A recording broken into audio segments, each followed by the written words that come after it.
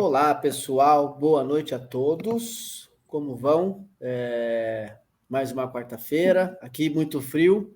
Jaboticabal nem tanto, né? Mas vamos aquecer o nosso bate-papo aqui hoje. Vai ser muito interessante. A gente arquitetou bem bacana esse bate-papo aí. E vamos desenrolando aqui. Sejam muito bem-vindos ao canal. Vamos assistir aqui uma vinheta antes da gente iniciar.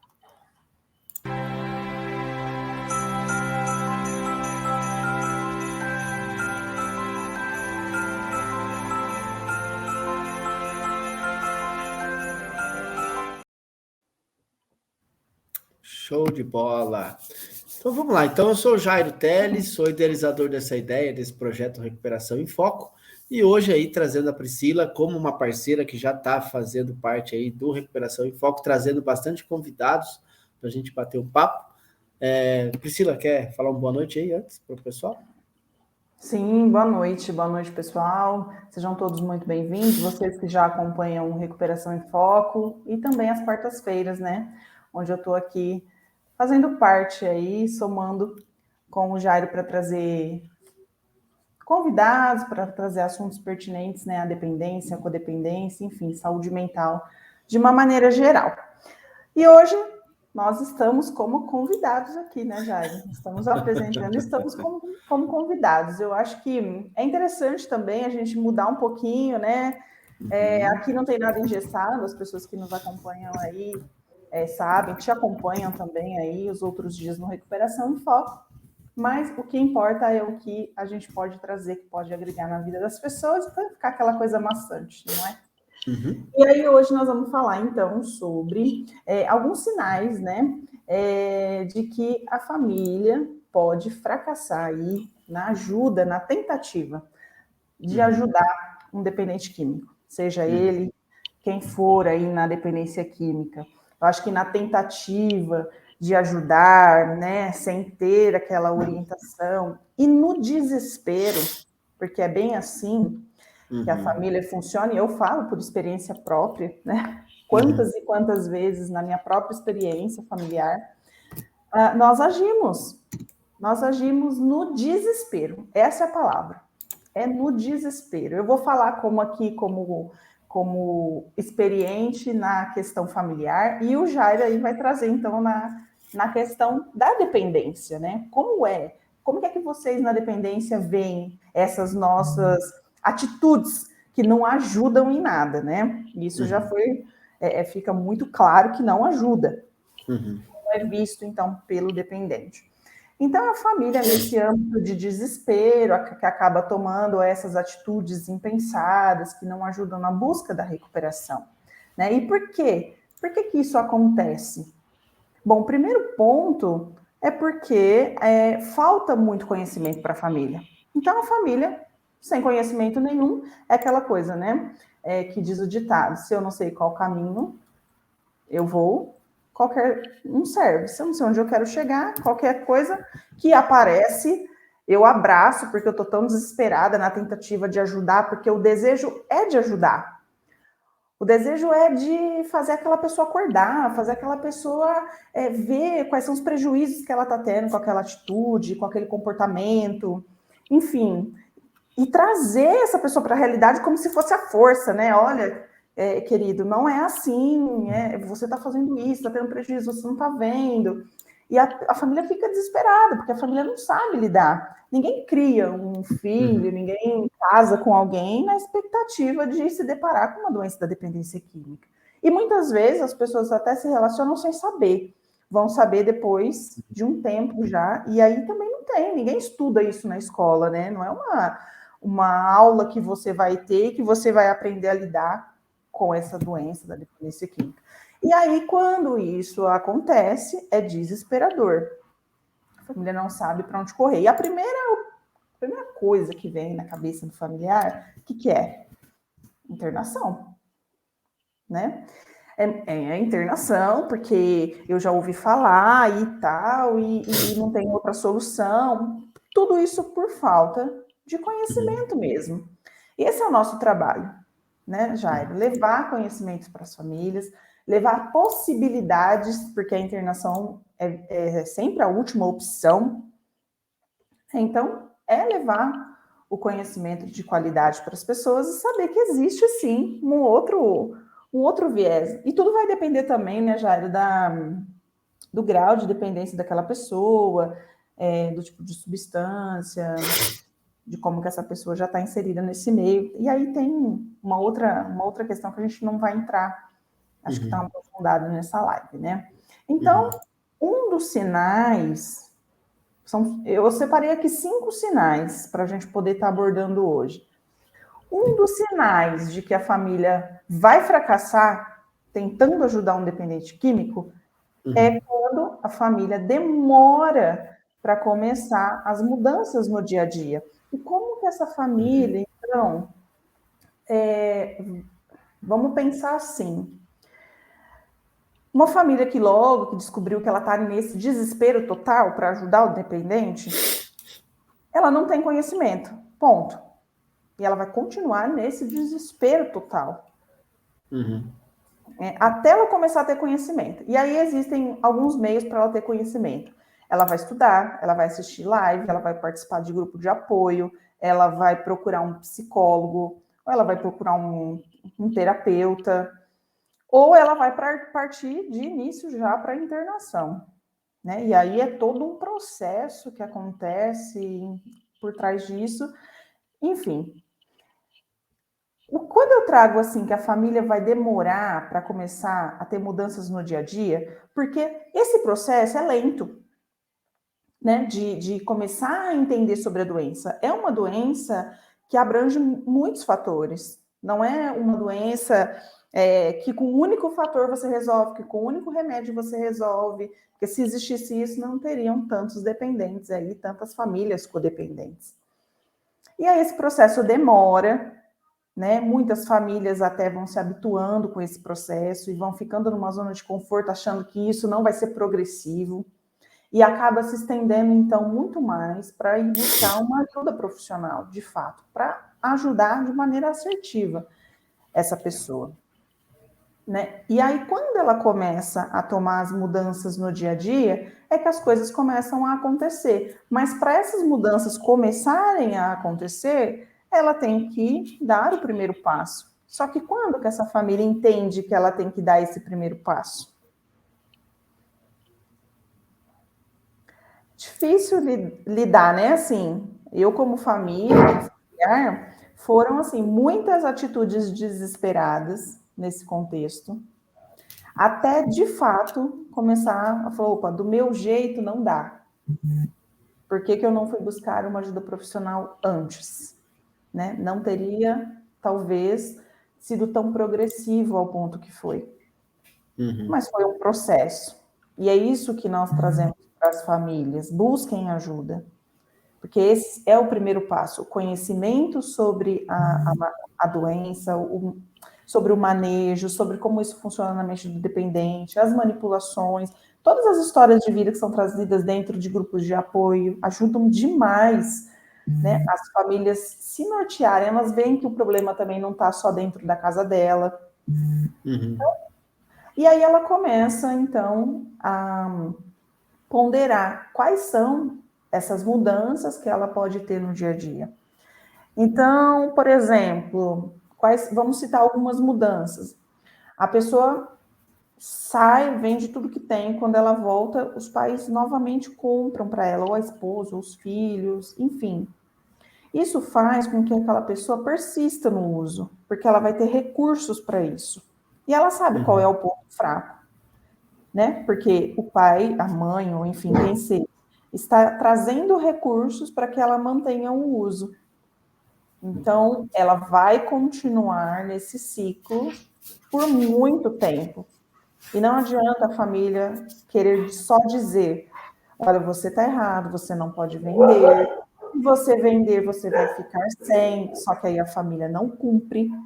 Que isso aí é uma outra questão, né? Para você tomar uma decisão, para você começar a tomar pequenas mudanças, fazer pequenas mudanças no seu dia a dia, no contexto que envolve essa pessoa, você tem que saber onde você está pisando, você tem que saber, olha, se eu falar isso, eu vou ter que cumprir. Porque se eu não cumprir, é como educar uma criança pequena. Sim. Ela vai testar os seus limites. Até onde eu posso ir? Peraí. Até quando ela vai ficar me dando? Uhum. Eu acho legal tudo isso que você está falando, Priscila, porque os familiares, né? Infelizmente, a doença da codependência, ela chega num grau de insatisfação com tudo. E hoje a gente estava pensando junto no momento de reunião aqui dentro da clínica, no conceito assim, a minha dor como dependente químico, muitas das vezes ela sai do psicológico e ela vai para o físico. E o codependente leva tudo isso também do emocional para o físico. Né? E isso, eu acredito que isso é muito mais rápido do que o dependente químico. Porque o dependente químico até tem uma consciência que ele está envolvido, está no emaranhado de problemas não resolvidos, por isso que ele foi usar drogas, né?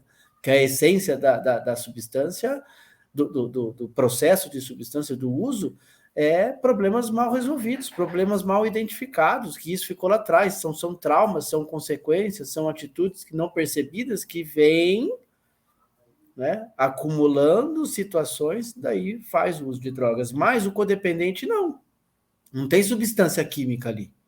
O codependente, a substância são os comportamentos ininterruptos do ente querido que está fazendo uso de drogas, que, por consequência, né, comportamentos totalmente inadequados. Não tem regra, não tem lugar, não tem, sabe, o senso crítico, não tem o senso de pudor, né? O dependente químico, ele funciona assim. E aí, o funcionamento do codependente faz com que, pô, mas então tá, vamos mobiliar a casa para o menino, vamos ver se essa vez ele vai, né? Agora que saiu de um tratamento e tal, vamos ver se acontece uma dinâmica diferente. Aluga um apartamento, aluga uma casa, mora sozinho, e aí entra uma outra preocupação do Jairo, por exemplo, né, e da Priscila, que nós somos profissionais que cuidamos dessa área, a Priscila da codependência, e eu diretamente com os meninos em tratamento. Existe uma problemática que são os primeiros passos em recuperação. A solidez. Eu preciso entender que eu fiquei lá 6 meses, 3 meses dentro de um acolhimento que foi me sugerido diariamente. Eu estava sendo bombardeado por informações que isso tem que ser consequência do meu aprendizado dentro de uma instituição. E aí eu saio, tenho a recaída, chego para o meu pai, para minha mãe, pô, mas eu recaí, vendi tudo. E aí é a grande chave, né? Os pais são meio que facilitadores dessa ideia. Infelizmente, tem uma massa de pais que facilitam. Eu já presenciei, pô, entra no tratamento que daqui 4, 3 meses, 5 meses, 9 meses, seu carro vai estar na garagem, né? Vai estar na porta da instituição. Eu venho te buscar com o teu carro.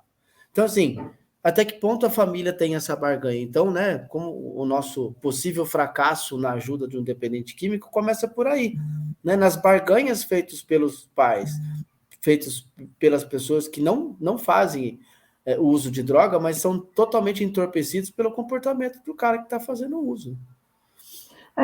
Eu conheço até pais que buscam no ponto de droga, lá no traficante, na biqueira, droga para o filho, porque o filho é de menor e o pai tem medo dele ser pego ou de alguém fazer alguma coisa com ele nesses lugares. Olha onde chega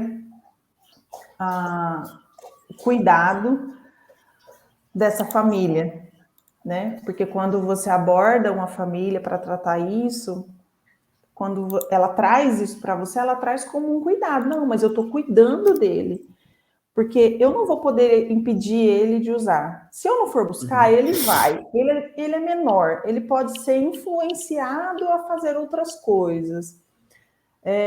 A polícia pode pegar ele com uma quantidade, eu não sei o que pode acontecer, ele pode ser repreendido. São tantas questões que a família levanta, e assim, esse acolhimento que nós temos que fazer, Ele é um acolhimento de amor, né? De muito respeito, porque ninguém faz isso querendo o mal de uma pessoa, né? Eu passei o dog que apareceu na live. Eu passei por várias. Teve até um podcast que eu participei, que eu contei uma história, uma experiência minha, que há muitos anos atrás eu tinha um Fusca e eu fui atrás desse meu ente querido numa biqueira muito, muito perigosa. E aí eu cheguei lá, eu vi que ele entrou e eu precisava que ele fosse embora, porque ele já fazia... Na época que ele começou a ficar muitos dias na rua, né? Começou a ficar nessa neura de ficar na rua por muito tempo. E tinha acontecido um fato familiar que eu precisava, né? A gente gostaria muito que ele estivesse presente. E aí eu rodei a cidade, encontrei, vi ele entrando nesse lugar tal, e parei, já era bem tarde. E eu parei em frente a esse lugar e pus a mão na buzina e desci do carro, deixei a porta aberta e querendo levá-lo embora. Ele até saiu lá fora, falou, pelo amor de Deus, vai embora, né? Onde você tá, tal. E aí o cara, né, o traficante lá, ele saiu armado lá fora pedindo para que eu saísse dali com o carro, que eu parasse de fazer barulho, porque senão, né, ele me ameaçou, enfim, né? E eu acabei, olha só, a gente põe em risco a própria vida, né? Por coisas assim, gente, eu não consegui levar ele embora. É lógico que não, ele estava comprando droga naquele momento, é lógico que eu não ia conseguir levá-lo. E assim, a falta do conhecimento mesmo, de como lidar com essa situação, não se colocar em risco, porque não poderia ter acontecido N coisas ali, várias coisas poderiam ter acontecido ali, né? Poderia ser abordada pela polícia, os vizinhos, ele podia ter atirado sem ver quem era, enfim, várias coisas, né? A gente não sabia se estava devendo naquele lugar, se não estava devendo, então a gente se põe em cada situação de risco, assim, que não dá para... Hoje, né? Hoje, olhando com todo o conhecimento que a gente tem, a gente fala, tava louca, né? Mas muitas famílias fazem isso até hoje. Né? Querem buscar força. Não sei se você já passou por isso na sua experiência nativa. E assim, o que isso traz? Para a família, ganho nenhum. Nenhum. Né? Pelo contrário, só prejuízos. E emocionais, então, nem se fala. Emocionais, nem se fala. E também, se eu conseguisse, como outras vezes consegui levá-lo, foi assim, ó, chegou em casa, tomou banho, dormiu, tipo spa, né? Hotel. Fica, come, dorme, e depois se recupera, tá na rua de novo. Vida que segue. É isso aí. É a vida que segue, né? Tá aí o senso de... Não tem senso crítico, né? Do que eu estou fazendo por certo, do que eu estou fazendo para as pessoas. Será que sou eu mesmo que estou só... desculpa a palavra, mas me ferrando aí usando droga? Será que eu não estou minimamente atingindo meu filho, que é menor de idade, a minha esposa, que tem aí suas tarefas diárias? Será que eu não estou minimamente destruindo emocionalmente o meu familiar que está junto? É muito louco isso.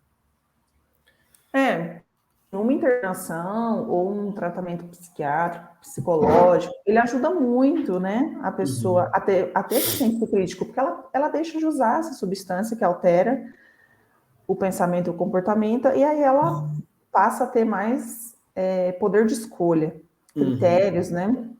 E aí ela pode, então, enxergar tudo isso e decidir, de fato, tomar uma outra decisão, escolher um outro caminho. Então, esse, assim, a demora, essa é a primeira, né? O primeiro sinal, que é a demora da família em buscar uma ajuda, em começar a fazer essas pequenas mudanças. Olha, fulano, se você vender, você vai andar assim, assim, assim. Ir lá e fazer. Né? Primeiro você tem que estar preparado para isso.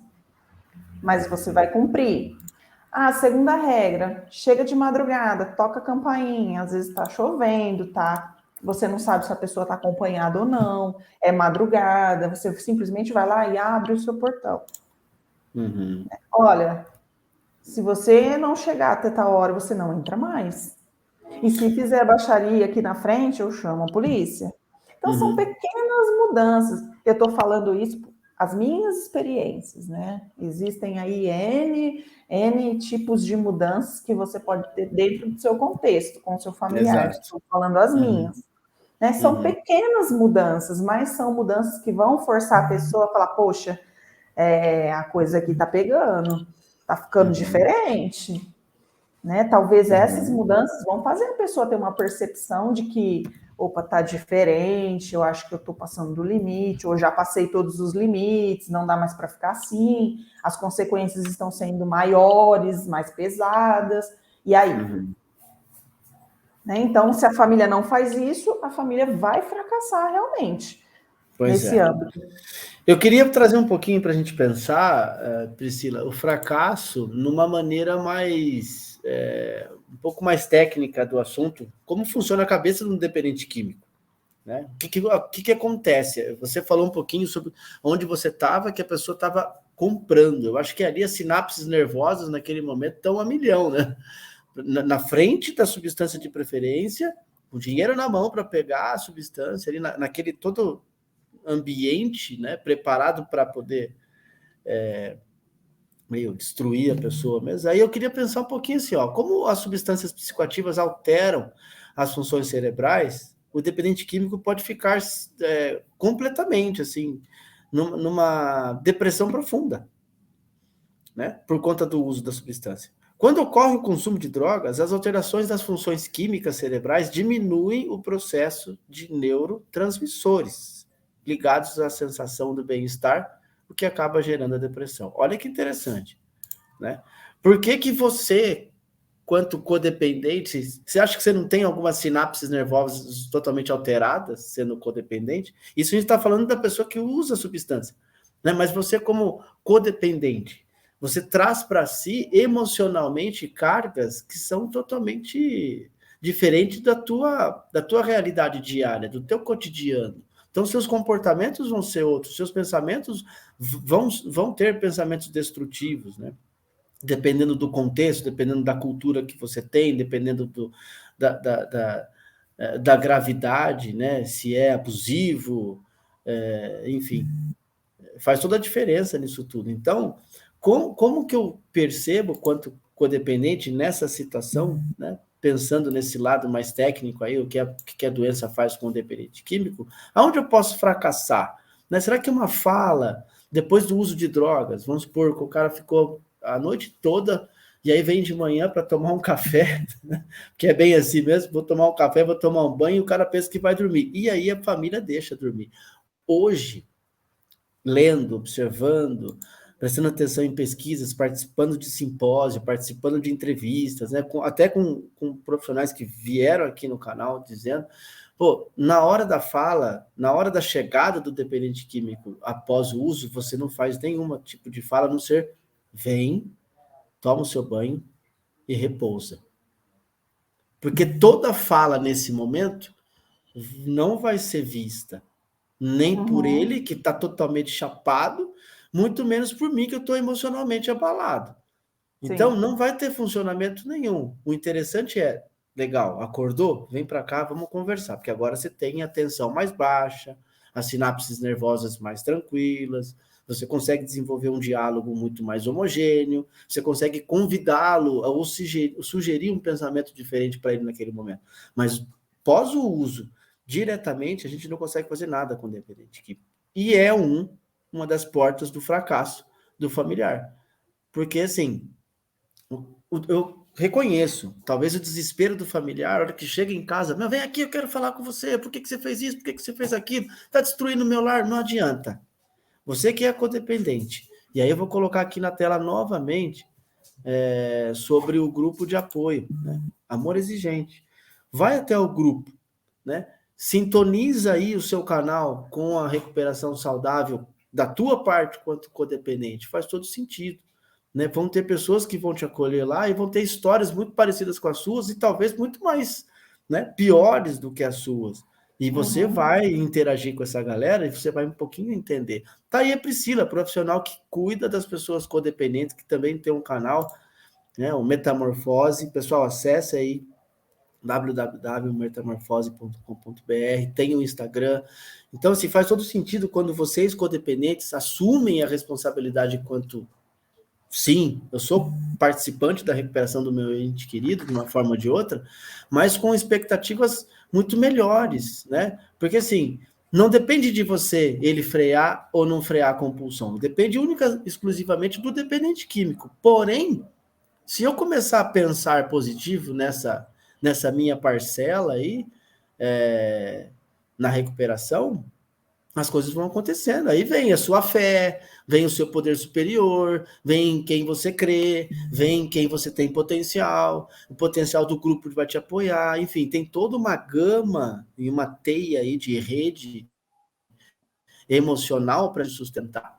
Então, eu acho que, né, pensando nessa possibilidade que a gente descreveu, um dos fracassos do familiar é tentar abordar logo em seguida do uso. Não vai funcionar. Exatamente. Ó, tem um comentário aqui da Andresa Rangel. Acho que ela fez esse comentário que tu estava fazendo, contando aqui a minha experiência, né? Ela já fez isso, eu já fiz isso também, já entrei dentro de terreno com matagal para tentar encontrar o meu esposo. Com certeza, Coragem. é isso que nos coloca em igual com o dependente. É o desespero. Ele está desesperado para usar, então ele faz coisas que em sobriedade ele não faria. E nós, quando estamos emocionalmente, né, transtornadas pela busca obsessiva também e compulsiva de tirar ele daquela situação, nós também fazemos coisas que, não estando sobre o efeito, esse emaranhado de sentimentos negativos, né? Essas sinapses todas acontecendo, essa adrenalina toda, nós não faríamos. Né? Então, estar em equilíbrio emocional, desenvolver o autoconhecimento é tão importante para nós, familiares, quanto para os dependentes. Porque nós não usamos a substância. Olha que louco, eles fazem no uso da substância. E nós fazemos sem o uso da substância. Por quê? Porque a codependência, ela não é uma doença. Né? Ela é um transtorno emocional. E a codependência, ela não acontece quando nós entramos em contato ou passamos a conviver com um dependente químico. Né? Ela já está em nós. O que acontece é que ela é potencializada quando nós estamos nessa situação com alguém que é dependente químico. Porque é como se nós estivéssemos alimentando o vício um do outro.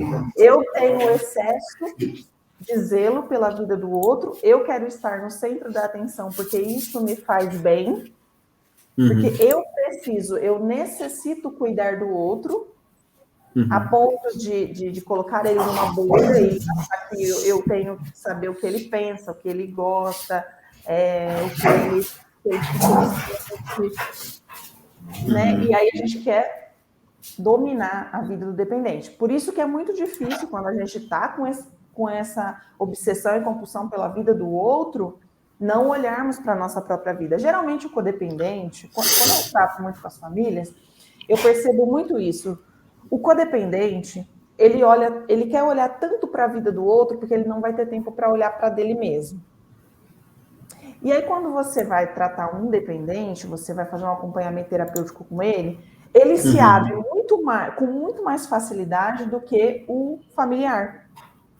Porque numa sessão, por exemplo, no encontro, o familiar vai falar só daquele ente querido. Ele esquece que ele tem outros filhos, ele esquece que ele tem outras pessoas da família. Exato. Ele esquece que ele tem o cachorro, o periquito, o papagaio, o vizinho. Aqui, falando, olha aqui, bonito. Olha lá o cachorro. E aí ele esquece que tem, ele vai falar só do outro, como se aquele outro, se ele tivesse que ser o salvador daquele outro. Se ele não for o salvador daquele outro, não tá bom. Não tá bom. Então ele fica obcecado. E aí o que acontece? Uma segunda situação.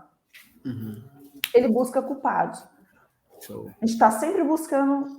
Por que ele usa droga? Porque você foi um pai negligente, porque você foi uma mãe ausente, porque você sempre elogiou mais o outro filho do que ele, porque ele sempre teve mais atenção do que eu.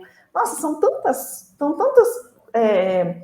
flechas que são lançadas em busca de um culpado, porque é como se você achasse um culpado, ele fosse parar de usar droga.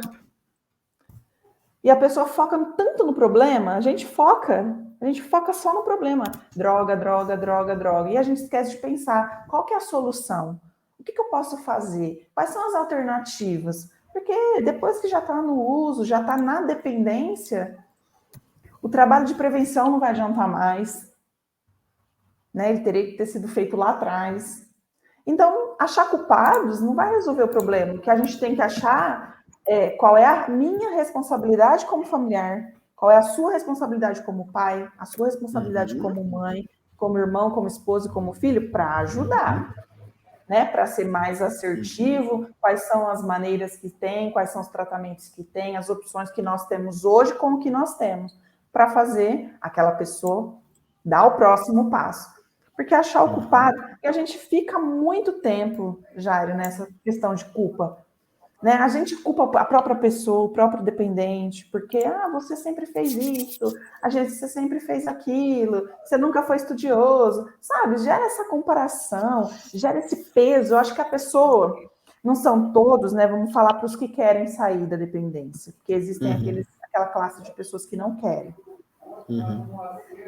Existe essa questão de medo, de lidar com as crises, de lidar com o novo, para sair desse ciclo vicioso que é a dependência química. Tudo tem que ser muito conquistado novamente. É trabalho, é família, é confiança, é o seu próprio recurso financeiro, é uma posição na sociedade. São tantas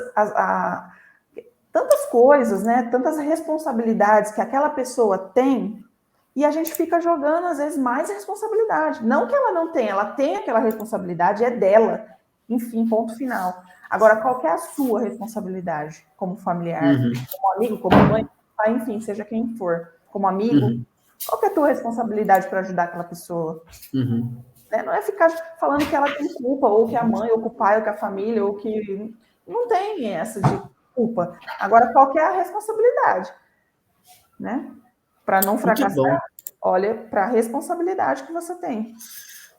Pois é, porque assim, o fracasso nos acompanha, acaba nos acompanhando, né, Priscila, nessa questão da codependência, né? Bom, o dependente químico também é fracassado quando chega na boca altas horas da madrugada, fechou tudo, não tem, meu irmão. Você vai ter que esperar até de manhã ou até sei lá que dia, e o cara fica. Impressionante que ele fica esperando até o tempo chegar. E assim, o codependente, o fracasso do codependente são as múltiplas internações que o filho dele tem, que o esposo dela tem, que a esposa tem.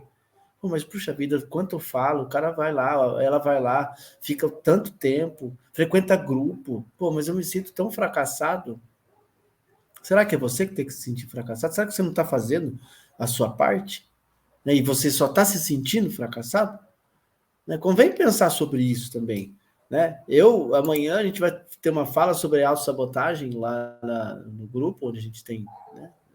Está previsto uma reunião amanhã de manhã, e acho que a questão que mais atinge a codependência nesse sentido de fracasso, né, eu não vejo o lado positivo nas coisas.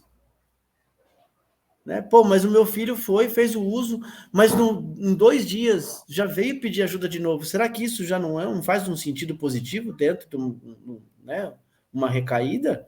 Ele veio logo pedir ajuda, veio logo para o braço da família, para o esteio da família, para a esposa, não sei. Alguma coisa que movimentou na cabeça dele que, e eu costumo dizer para os meninos, né, que depois que você conhece Narcóticos Anônimos, depois que você conhece um grupo de apoio familiar, nunca mais você vai ser a mesma pessoa, porque acaba se constrangendo com as atitudes que você comete no dia a dia, você como codependente ou você como dependente químico. Você acaba se constrangendo, você não vai... Nós, né, os dependentes químicos, nunca vamos usar drogas mais tranquilos, porque assim, eu descobri que existe uma programação. Eu vivenciei tempo limpo. Eu conquistei coisas nesse tempo sem usar drogas. Então, nunca mais eu vou usar drogas sem ter aquela percepção de não saber nada. Né? E Exatamente. o codependente também. Pô, é apresentado para ele possibilidade de vida, né? De regresso às responsabilidades, você frequentando, você tendo uma espiritualidade, você passando, sei lá, num psicanalista, num psicólogo, tendo um acompanhamento, né? As emoções, elas vão ser sempre afloradas, né? Mas até que ponto eu vou viver o insucesso, né? Esse fracasso, possível fracasso na ajuda do dependente químico. E você que está nos assistindo, o que você pensa? Você já foi fracassado? Conversa com a gente aí, igual já foi colocado aqui alguns comentários da Andresa, por exemplo. Conversa com a gente. O que você se sentiu como fracasso, né? Você como codependente passou. Conta para nós a história aí. Você falou uma palavra importante do fracasso. A gente só se sente fracassado quando a gente acha que não fez o suficiente. Né? Então, a Andresa fez um outro comentário aqui, ela colocou, Priscila, essa culpa que a gente carrega pelas atitudes, ninguém merece. E ninguém merece mesmo. Só que nós tomamos para nós por muitos anos, porque não conhecíamos, porque não tinham conhecimento, não buscamos ajuda, né? Assim como o dependente se tornou um dependente porque não tinha conhecimento, não buscou ajuda, né? Foi na onda do oba-oba, quando viu, não dava mais para sair sozinho, né? Precisou buscar ajuda. E nós chegamos nesse processo também, de ter que buscar uma ajuda. Ou você vai passar a vida toda tendo esse sentimento de fracasso, ou você vai buscar ajuda. E aí, é uma escolha. O dependente vai continuar usando droga, continuar tendo os fracassos dele, porque é uma escolha. Porque ele tem recursos para isso, assim como nós temos recursos para isso. E aí, quando você lida com essa questão, olha, eu estou fazendo, eu estou buscando, eu estou mudando as regras, eu estou tendo assertividade, se ele continua no uso, essa sensação de fracasso não existe mais em mim. Porque eu estou fazendo a minha parte. Que nem você trouxe. Uma pessoa que está muito tempo em sobriedade e ela tem um lapso. Só que logo ela já volta, né? Ela tem uma pessoa que fala, poxa, eu preciso me segurar no grupo, na família, e ela tem essa humildade de procurar ajuda logo e recomeçar, poxa, ela não vai ter essa sensação de fracasso. Por quê? Porque ela já tem conhecimento, porque ela tem um grupo de ajuda, porque ela está fazendo, sim, a parte dela. Ninguém é perfeito. E assim nós vamos ter também na codependência. Vamos acertar todas as vezes? Não vamos acertar todas as vezes. Muitas vezes nós vamos errar. Olha que legal, ó. Professora Zenilde, obrigado, professora. Tá dizendo aqui no outro comentário que é a primeira vez aqui no canal. Seja muito bem-vinda, acesse aí. Né? Quem sabe a gente pode te orientar, né? E de uma maneira ou de outra te acolher aí nessa sua dificuldade. Olha lá, meu esposo está pela primeira vez internado. Estou estudando bastante sobre, estou pronta para ajudá-lo. Olha que diferença faz. Muito bom quando a família entende de fato que você sim não diria 50%, mas você faz parte do processo da retomada de vida do dependente químico. Parabéns, professora. E aí, ó, porém, sou bem decidida sobre os fracassos caso ocorra. É isso aí. Tá consciente, né? É isso que eu estava trazendo, né? Você tem consciência, você está fazendo a sua parte, você sabe que você está no caminho correto. Se o deslize acontecer, você não vai carregar esse sentimento de fracasso, porque a culpa não é sua. Você entende que você não é culpada, você é responsável, e a sua parte que te cabia de responsabilidade, você fez. Né? Então, você passa a conviver, você passa... Olha como que é interessante. Nós somos em 3 irmãos. Como que é difícil? No começo foi muito difícil, os meus pais tinham olhos só para esse outro irmão que era dependente químico. A gente se sentia meio que uma bolha fora d'água, sabe? Aí as mães sempre dizem, mas você nunca me deu trabalho, você sempre foi isso. Ele precisa da minha atenção. Você percebe que o foco sempre foi voltado para o outro, né? E existem aqueles membros da família que não vão saber lidar com isso. Você acaba gerando, então... olha só, quando você trouxe que o dependente acha que ele está causando um dano só à vida dele. Olha como não é. Ele fala, estou usando droga, eu estou usando, eu estou me ferrando, né? Eu estou me lascando. Vocês não têm nada com isso. Eu que estou apanhando, eu que estou ficando na rua, eu que estou ficando esperando a boca abrir, eu que estou vendendo minhas coisas, eu que estou andando sujo, eu que estou pedindo dinheiro. Então, ele não tem esse olhar para a família, para a sociedade. Ele não tem esse olhar. E Jairo, como que é esse despertar para a pessoa? Né? Às vezes tem pessoas com 10 internações, 15 internações, passaram por tantas coisas e não tem esse despertar espiritual ainda para enxergar. E a família fica muito triste, falando, poxa, como que você não consegue ver? Eu fico sem dormir, eu estou tomando remédio, eu estou indo te buscar de madrugada em tal lugar, eu pago suas dívidas para você não apanhar, para você não ser morto, enfim, são tantas coisas. E você não acorda. Acredita, o cara liga de madrugada, pô, vou ser morto aqui, ó, deposita, faz um Pix, 100, 200 reais, faz um Pix, eu vou ser morto, os caras acreditam, o familiar, por quê? Mas eu dou risada porque é algo muito sério também, né, porque o emocional da pessoa tá totalmente dilacerado, e o desespero de ter o filho ali, né, na cama do lado, no quarto do lado, é grande, e esse cara tá na rua, totalmente exposto, né? É difícil. Saúde. Como que é Muito difícil louco. para a família olhar para essa situação, sabendo que a pessoa poderia estar muito bem, no pouco que tem, mas muito bem, né?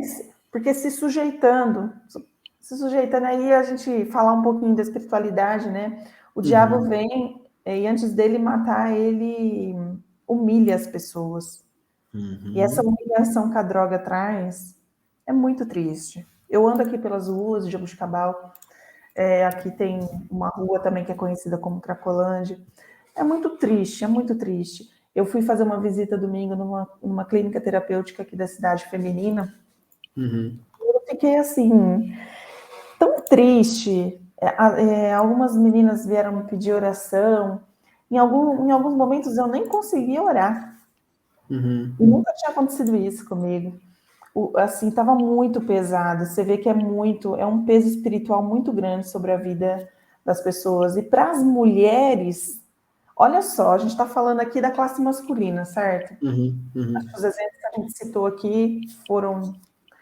Mas você imagina uma mãe que criou a sua filha e sabendo que a mulher é mais vulnerável. A mulher é mais vulnerável a doenças sexualmente transmissíveis, gravidez indesejada, estupro, tantas coisas que a mulher é muito mais vulnerável.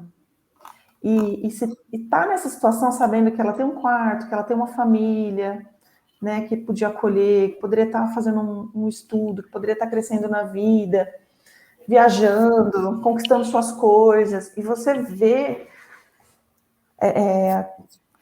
essa vulnerabilidade, essa escravidão é triste. Eu fiquei muito triste. Inclusive, tinha uma acolhida lá que está gestante. Aquilo mexeu muito comigo, sabe? Você vê pessoas muito novas e pessoas também já de idade avançada que têm, assim, histórias... Não existe história bonita, né? Não existe história bonita. Mas, assim, eu fiquei até feliz porque algumas estavam lá por opção, né? Porque queriam estar... E assim, e a gente leva a palavra para as pessoas e quem faz a obra é o Espírito Santo, né? A gente só é um instrumento. Isso. Mas é assim. E aí tem aquela outra questão que entra a dó, né? Que é outra dificuldade, outro fracasso que muitas famílias passam, que é a dó ou a pena, né? Que é do dependente, que é o que você falou, recebe a ligação e fica com dó, que vai apanhar, que vai morrer, enfim. O amor é inexplicável, é verdade. E muitos fazem por amor, né, Jair? Ninguém faz porque quer ver o outro usando droga de novo. Você sabe de uma coisa? Chegou um paciente na instituição e ele me falou assim: cara, eu não vou pedir nada, absolutamente nada para minha família. Já tenho uma série, já coleciono internações de longa data. Não quero mais pedir absolutamente nada, nem uma pasta de dente. No dia seguinte, Priscila, o pai, né, o ente querido aí, né, se pronunciou e falou assim: o que o meu filho precisa? Quer dizer, por mais dilacerado que o amor esteja, por mais preocupação que esteja assim na tampa, falei, meu, agora é a última vez. Ainda existe amor da família, preocupação. E quando eu entreguei, quando eu anunciei para ele que o pai, né, tinha falado, ele falou, cara, eu não mereço nada disso. Daí entra, né, um pouco da questão que a gente está ali, da equipe que a gente trabalha, está ali, de acolher ele, falou, meu, você tem vida aí dentro, tem amor aí dentro. Você só está uma criança ferida, você só está uma criança assustada. Mas o seu pai, seus familiares estão aqui se posicionando. Mas eu não pedi nada. Eu falei, então, ontem você falou que você não ia pedir nada. Hoje vem um pronunciamento de lá, da parte de lá. E você vai deixar de atender? Mas o que eu peço? O que você quer pedir? Entende? Então, a preocupação da família, por mais desesperadora que esteja no momento da internação. Não sei o que vai acontecer com meu filho, não sei o que vai passar, mais uma internação, pô, mas enche o saco esse nego, vai 6 meses, volta 6 meses, vai 6 meses, volta 6 meses. Enfim, vem o tal do fracasso. Mas chega nesses momentos que eu vejo que o amor, acima de tudo, ele supera todas as questões. Todas as questões. E você sabe, indo um pouquinho mais além, até o abandono, vamos colocar assim, não é um abandono verdadeiro, de abandonar, de falar assim, eu não te quero mais, suma da minha vida, se você morrer, para mim é um favor. Não é esse abandono, mas é o abandono de amor. Como se a família tivesse o último recurso. Olha, eu vou ter que deixar ele quebrar a cara, vai morar na rua, não vai ter nada o que comer, não vai ter o que vestir.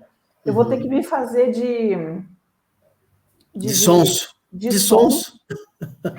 E ele vai viver a vida dele, porque a dor talvez faz a pessoa acordar. Né? Existem muitos casos que a gente vê que deram certo. Porque a pessoa falou, pô, é o fundo do poço, né? Que eles costumam dizer. Agora apertou. Você esgota todas as possibilidades. Né? Se eu quiser uma internação, vou ter que me virar. Ninguém vai atrás para mim. Se eu quiser uma medicação, eu vou ter que procurar um sistema de saúde público e eu vou ter que me virar sozinho. Se eu quiser comer, não vai ter mais 3 dias, 4 dias na rua e eu bater lá de madrugada, tô com fome, preciso comer, tomar banho e dormir. Acabou. Né? Então, esse abandono, esse falso abandono, também é por amor.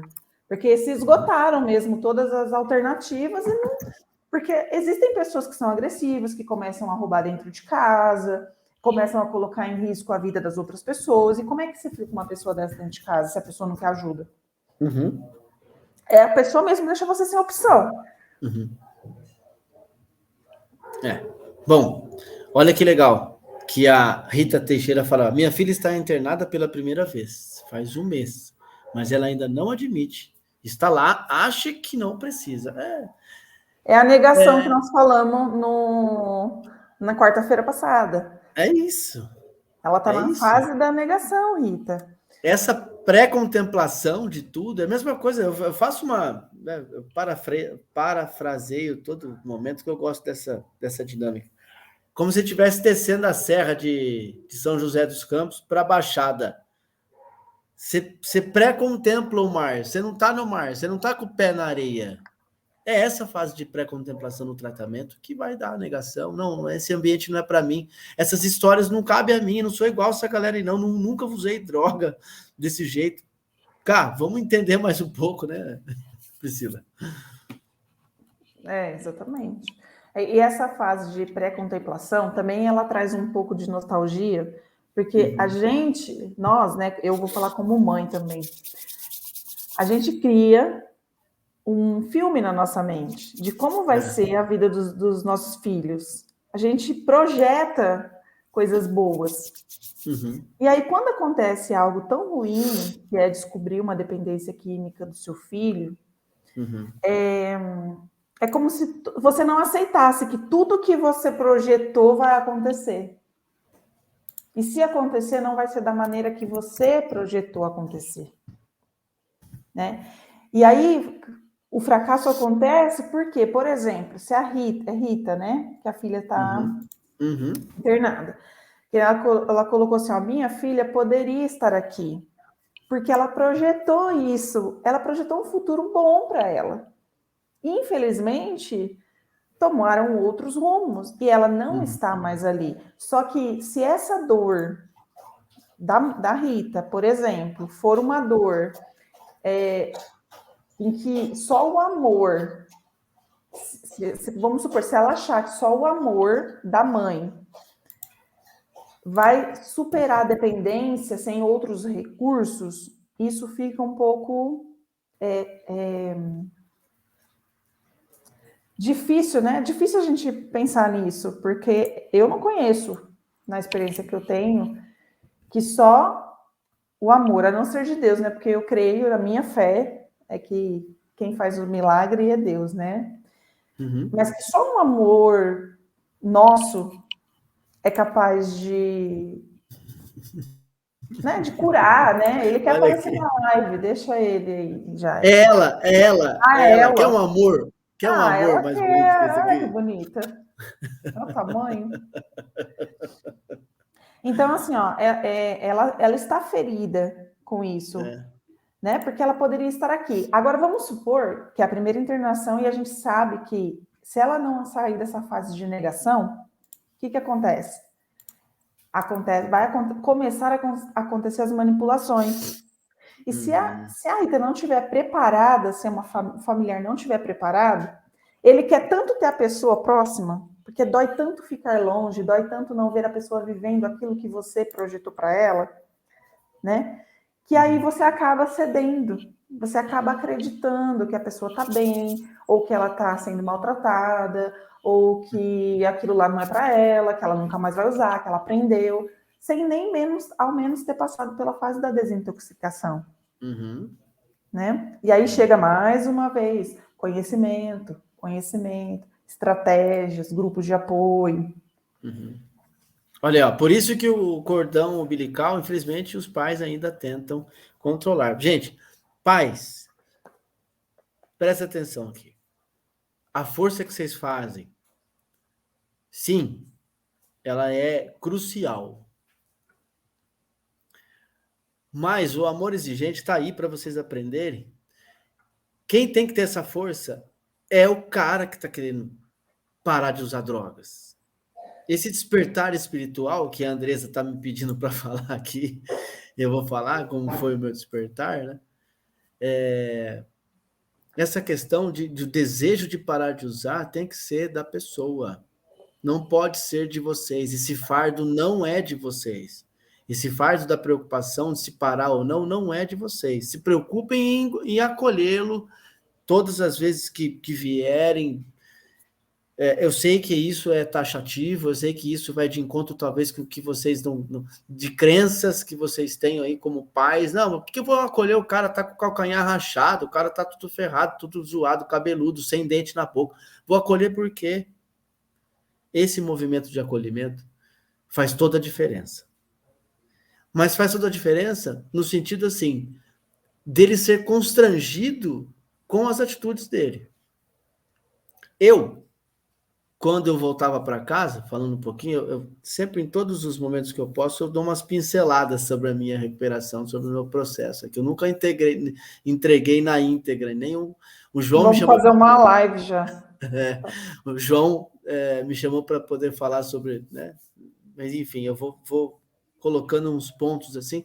Quando eu voltava para casa, eu tenho um episódio muito assim que ficou marcado na minha cabeça. Quando eu voltei, na época, meus pais moravam numa casa que tinha uma rampa, né? Então eu passei tempos fora de casa e aí eu voltei. Voltei no sentido assim, vou ter que voltar porque não tem para onde ir, acabou todas as possibilidades, esgotei, estou cansado de fazer o uso, já estava enjoado, porque estava usando muito, estava enjoado, meu corpo não estava aguentando, eu devia estar pesando mais ou menos uns 38, 39 quilos. Eu tenho 1,68 m, 1,78 m. Então, quando eu voltei para casa, eu voltei daquele estado. E eu me lembro que quando eu apertei a campainha, os meus pais abriram o portão, meu pai desceu correndo aquela rampa, né? E me pegou como se fosse um soldado, assim, sabe? Meteu a cabeça por debaixo, assim, já me virou e eu fiquei deitado no ombro dele e meu pai subiu aquela rampa. Aquilo ficou marcado na minha cabeça. E quer um amor mais doido que esse? Então, e aí rolou um despertar espiritual ali. E ali foi bem perto da minha parada de uso. Depois desse episódio, eu ainda voltei ao uso, mas foi muito próximo da parada, né? Onde eu decidi frear a minha compulsão, porque eu me via no estado totalmente inadequado em todos os sentidos. E isso me promoveu um impacto na minha cabeça que falou, não, daqui para frente eu não posso mais. Não dá mais para mim. Chega de sofrer, chega de fazer os outros sofrerem. Então, no sentido do fracasso, imagina se meu pai tivesse um fracasso naquele momento. Ele ia abrir o portão, falou, ó, daqui você não entra mais e tá tudo bem. E aí, aonde para ir? Eu ia para as ruas. As ruas sempre vão acolher as pessoas que têm aí um trauma. E eu preciso entender que a dor e o sofrimento naquela hora que eu estou usando a minha droga de preferência, não é só eu que estou sofrendo, mas eu estou traçando o sofrimento para as pessoas. Eu lembro que naquela época também, quando eu olhava para o rosto da minha mãe, parece que, nossa, é que eles não estão aqui hoje na live, eles costumam entrar, mas eu olhava para minha mãe na época e falei, eu estou acabando com tudo isso. O lado emocional não tinha, estrutura física muito menos. Então, eu precisava ter esse choque de realidade, né, Andresa? Mais ou menos foi, assim, um dos meus despertares espirituais. Até hoje eu continuo tendo. Hoje eu tive foi fantástico, numa presença, assim, de fala com os meninos. E eu acho que essa sinergia com o dependente químico, para mim, Jairo, como profissional, diretamente que lido com os meninos, faz todo sentido na minha vida. De verdade. Eu percebo que ali a troca de energia, o olho no olho, o abraço apertado e a participação, né, dentro daquela oração da serenidade que a gente faz ali todos os dias, faz todo sentido na minha vida, que me promove ao início da minha caminhada, da minha jornada em recuperação. Então, né, só falando um pouquinho de mim aí. Fracasso, né? Vamos lá, pode falar. O outro ponto, quarto agora, que a gente vai falar um pouco, é acreditar que o dependente químico precisa de ajuda e você não precisa. Né? Geralmente, são as mães, são as esposas, que sempre buscam, né? Que sempre dão o primeiro passo. Os pais, porque existe... Eu já falei sobre esse padrão aqui, não sei se eu já falei em alguma live, mas existe um padrão. Vocês vão se identificar. Geralmente, a mãe do dependente é aquela mãe que é aquela galinha, no bom sentido, que coloca os pintinhos debaixo das asas. E ela pode falar tudo, porque ela é uma mãe muito crítica. Ela é uma mãe que está sempre assim, apontando, sempre falando, sempre querendo, cobrando perfeição. Ela está sempre ali te falando várias coisas, mas ela não aceita que ninguém mais fale. Então ela vai te defender e ela vai te proteger, mesmo não sendo assertiva quando se trata de uso de drogas. Mas essa é a característica. E o pai? Como que é o padrão desse pai? É um pai que muitas vezes está presente na questão financeira, mas é um pai que está muito ausente emocionalmente do filho. É um pai que não participa da vida do filho, é um pai que não está ali presente, ensinando a soltar pipa, andar de bicicleta. É um pai que não demonstra sentimentos. Isso é uma característica dele. Ninguém está falando que esse é certo ou se é errado, mas é um padrão. Né? Falando muito tempo na dependência química, você vê que isso é um padrão. Sim. Né? Pais aparecem quando? Quando acontece algo muito grave. Aí o pai aparece. Aí o pai aparece e resolve sair de cena de novo. Né? E o pai sempre tem uma ação muito drástica para resolver. Então ele vem, ele resolve, porque ele não está emocionalmente, ele não demonstra as emoções. Né? Por isso que ele é um pai que nunca está ali presente na vida do filho. O filho, eu te amo, você é importante para mim. Nossa, tá em comemorações de escola, tá participando da vida esportiva de um filho. Enfim, é um padrão. Não sei se vocês se identificam, mas eu já pude perceber esse padrão na vida dos dependentes químicos. Né? E aí, quando acontece, né, as mães sempre vão buscar essa proteção do filho, enquanto o pai vai ficar ausente. Então, o pai vai falar assim, quem usa droga é ele é vagabundo, eu não preciso procurar um grupo de apoio. Na maioria dos grupos de apoio, você vê muitas mulheres. Você vê muito poucos homens. Muito poucos homens. A maioria, a grande maioria, são mulheres. O que acaba também dificultando, né? Porque o pai vai falar assim, eu não vou lá porque só tem mulheres, né? E aí acaba sendo uma outra desculpa para não estar fazendo a sua parte, né? E aí, essa questão que você colocou do comportamento, que seria a última, é achar que o grande problema é o uso de droga e não o comportamento. Né? O uso de drogas, a gente sabe que é só a cereja do bolo. Muitas coisas acontecem no comportamento, no desvio de padrão de caráter, enfim, que vem aí acontecendo. E aí, eu não sei se passa, né?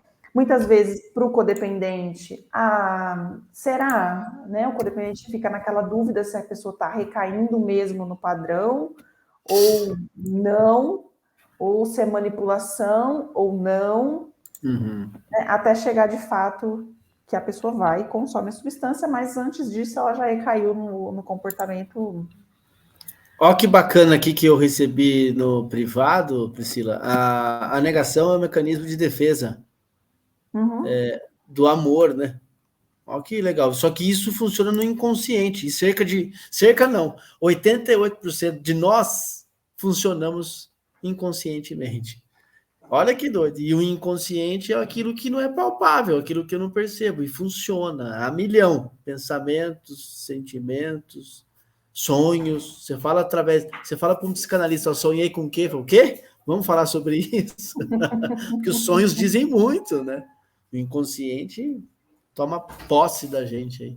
Cara, que Olha bate-papo gostoso. que interessante. Se a gente fosse movido só pelo nosso consciente, nós não faríamos muitas coisas. Até os próprios dependentes não usariam droga. Né? Então, nós não somos só consciente. Por isso que no processo de coaching, que é a metodologia que eu trabalho, nós trabalhamos razão e emoção. Porque tudo que está no nosso inconsciente é as nossas crenças que foram criadas baseadas nas nossas experiências emocionais. Então, nós tratamos a razão, que é o nosso consciente, mas tratamos o nosso inconsciente. Porque é a mesma coisa você chegar para uma pessoa obesa e falar que ela precisa perder 10 quilos, e ela tem consciência. Porque ela está vendo que ela não está conseguindo mais agachar, ela está tendo falta de ar quando ela caminha, ela está tendo dificuldade para fazer atividades diárias. Ela tem consciência disso, ela chora porque ela precisa, ela sente essa necessidade. Mas por que ela não consegue? Porque ela sabe o que ela tem que comer, ela sabe a atividade que ela tem que fazer, ela sabe tudo que ela tem que fazer. E por que ela não faz? É porque existe alguma coisa emocional que não foi trabalhada, não foi tratada e que está conduzindo ela nesse processo. Na dependência é assim também. Pois é. Sabe o que eu estava pensando para a gente ir já fechando, né? Pensando sobre a codependência, sabe aqueles caras que batem na tua casa, que falam assim, controle de combate à dengue, e você faz assim para cortininha assim, aqui não tem quintal, pode ir embora. Eu fiz uma comparação hoje com a codependência. Às vezes, o familiar não quer perceber que tem a codependência. Então, não é aqui não. Pode ser na casa do lado. Pode ser na outra família. Na minha família não tem isso aí. E aí o acesso de nós profissionais encontramos uma barreira enorme nesse sentido, e a gente não tem acesso a eles por conta da negativa, por conta do desespero, que não quer falar para as outras pessoas que têm vergonha de ter um dependente químico na tua casa. Então, abra a cabeça. Funciona quando você, de fato, entende o processo da codependência, você anuncia e você precisa se credenciar como codependente para as coisas começarem a funcionar. Quando eu me credencio, quando eu sou um voluntário para aprender mais e para colocar como numa posição de aprendiz, de fato, sobre uma baita de uma doença que arrebenta com tudo, cara, as coisas começam a desabrochar. Assim como o dependente químico também, precisa se credenciar. Olha, eu sou um dependente químico, eu tenho problemas com álcool e drogas e comportamentos. E aí sim as coisas começam o trilho andar, né? Senão... Você sabe que eu não gosto muito desse eu sou, né? É. A gente trabalha muito essa questão do eu sou, que é a questão da nossa identidade. Uhum. E as palavras têm poder. É como se eu estivesse chamando a existência algo que eu não nasci assim, eu desenvolvi. Né? Então, se você não nasceu dependente e se você não nasceu codependente, você tem características ou traços que podem ser potencializados por uma substância, por um comportamento, enfim, por uma situação. Então, eu costumo falar assim para as pessoas, porque eu acho que isso alivia muito o nosso fardo, nossa maneira de pensar, nossa mente abre também nessa questão. Né? Eu vou ter que conviver a vida toda dizendo que eu sou. Eu não sou, eu estou. Então, Exato. eu estou fora do padrão. Eu estou fora daquilo que eu nasci para ser. E aí você começa a trabalhar a verdadeira identidade da pessoa, né? Trazendo assim, olha, se você não está mais na dicção, ok. Então eu não sou o resto da vida todo um adicto, mas eu posso voltar a ser um adicto, eu posso estar nativa, né? Entendendo que se ele não cumprir os requisitos, se ele não continuar fazendo a manutenção, ele vai voltar a estar e não a ser. Eu acho que essa é a minha visão, tá? É muito pessoal. Isso não está em livro, gente. Essa é a minha percepção. É isso aí. Aqui a gente, Recuperação em Foco, graças a Deus, a gente tem unido energias e forças aí para que a gente possa orientar, acalentar, acolher de uma maneira positiva as famílias que nos procuram, né? E tem dado resultado positivo, né? As pessoas têm nos perguntado, as pessoas têm nos procurado, as pessoas têm pensado sobre o assunto que a gente traz aqui, né? Enfim, graças a vocês nós estamos aqui. Pessoal, não se esqueça de ir lá no YouTube, aciona o sininho lá para você receber todas as notificações, deixa ele pretinho, a hora que você clica lá, tem todas as notificações, aciona, nos ajuda no engajamento, né? Também tem o canal do Metamorfose, né, com a Priscila, que é um baita do conteúdo, vai te acolher aí, vai te orientar de uma maneira muito mais sólida dentro da tua recuperação como codependente, né, para você que se, né, credencia como codependente e faz essa questão ser viva e se aceita, né? O fato de se aceitar faz toda a diferença. O processo continua, né?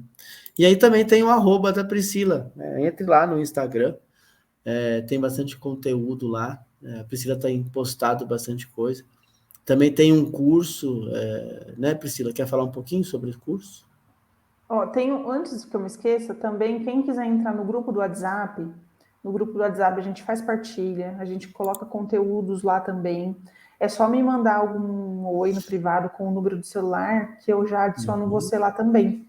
A gente está sempre postando informações lá também, de qualidade, postando as nossas lives, às vezes, né, a pessoa já quer entrar direto lá, não precisa ficar procurando, às vezes está em algum outro lugar. E a gente está com profissionais lá também dentro do grupo, estão sempre compartilhando coisas muito úteis lá também. Bom, e esse curso que o Jairo falou, também está lá no site, né, do Metamorfose, disponível para quem tiver interesse. Gente, de fácil acesso, são aulas gravadas. E também tem algumas ferramentas, que é a metodologia de coach que eu uso, lá dentro dessas aulas, para que vocês possam estar fazendo também. Para quem é? Para qualquer pessoa. Para você que precisa entender um pouquinho mais sobre a dependência, para você familiar que também precisa saber o básico. Gente, você dá o primeiro passo quando você sabe o básico, né? Não adianta você querer voar se você não consegue nem pular, né? Então, primeiro você tem que fazer que nem um bebezinho. Nasceu, você gatinha, depois você anda e assim por diante. E assim é todo o nosso processo, em qualquer fase da nossa vida. Então, o primeiro passo, vai lá. É um valor, gente, de R$129, parcelinha até 12 vezes. Você vai ter acesso vitalício nessas aulas, tá? Você pode até compartilhar. Tem uma apostila também impressa para você que às vezes quer trabalhar ou quer ter algo para ler. Então, tem todo o conteúdo lá você pode alterar, você pode colocar sua logo, você pode incluir material, excluir material, enfim, está disponível para você editar todo esse material lá, tá? Eu acho que é um diferencial também para quem quer trabalhar e usar um pouco da metodologia do coach dentro dessa dinâmica da dependência química. E conhecer o básico, e lá tem algumas ferramentas bem básicas, né? E a cada 15 dias a gente faz um encontro das pessoas que fizeram a aquisição do curso para a gente ter um bate-papo pessoalmente, se conhecer, ver qual é a dificuldade, fazer dar um feedback dessas ferramentas que estão lá dentro. E está sendo muito bom. Está sendo muito bom e de grande valia para quem tem adquirido. É um primeiro passo. Depois, os próximos passos, a gente vai dando seguimento aí para vocês. Muito legal. Quero deixar uma mensagem aqui, ó. Tá enxergando aí, Priscila? Uhum. Não deixe sua vida virar fumaça. Viva sem tabaco. Hoje, dia 31 de maio, dia mundial.